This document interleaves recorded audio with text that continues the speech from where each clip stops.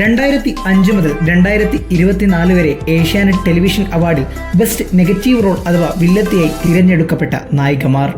2005-ലും 2006-ലും Chandra ലക്ഷ്മണനെയാണ് best വില്ലത്തിയായി തിരഞ്ഞെടുക്കപ്പെട്ടത്. സ്വന്തം എന്ന സീരിയലിലെ സാന്ദ്ര എന്ന കഥാപാത്രത്തിനാണ് ഈ അവാർഡ് ലഭിച്ചത്.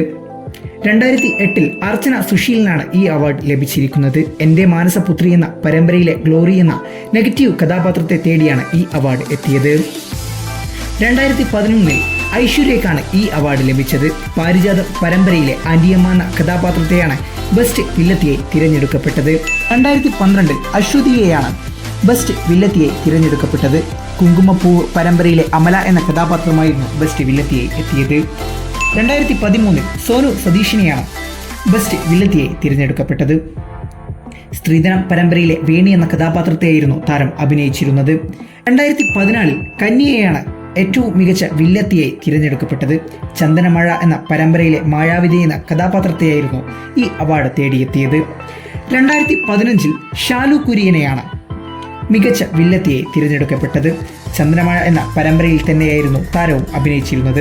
വർഷ എന്ന കഥാപാത്രമായിരുന്നു ഷാലു കുര്യൻ അഭിനയിച്ചത്.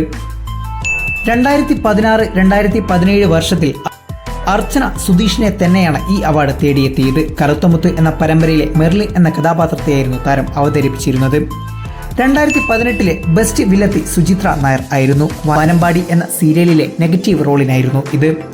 2019-ൽ രൂപശ്രീയായിരുന്നു മികച്ച വില്ലത്തിയായി തിരഞ്ഞെടുക്കപ്പെട്ടത്. സീതാ കല്യാണം പരമ്പരയിലെ രാജേശ്വരി എന്ന കഥാപാത്രത്തിനായിരുന്നു ഇത്. 2022-ൽ മികച്ച വില്ലത്തിയായി തിരഞ്ഞെടുക്കപ്പെട്ടത് ശരണ്യ ആനന്ദിനെയായിരുന്നു. കുടുംബവിളക്ക് പരമ്പരയിലെ വേദിക എന്ന കഥാപാത്രത്തെയായിരുന്നു ഈ അവാർഡ് തേടിയെത്തിയത്. 2024-ൽ മിയ മറിയയാണ് ഈ അവാർഡ് ഇപ്പോൾ തേടിയെത്തിയിരിക്കുന്നത്. ചന്ദ്രികയിൽ അലിയുന്ന ചന്ദ്രകാന്തം എന്ന പരമ്പരയിലെ പിങ്കി എന്ന കഥാപാത്രത്തെയാണ് ഇത്തവണ അവാർഡ് തേടിയെത്തിയത്.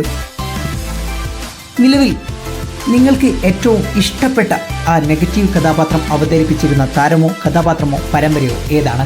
കമൻറ്റ് ചെയ്യൂ. കൂടുതൽ മലയാളം മിനി സ്ക്രീനിലെ വാർത്തകൾക്കും വിശേഷങ്ങൾക്കുമായി SA Talks Malayalam channel subscribe ചെയ്യാൻ മറക്കല്ലേ.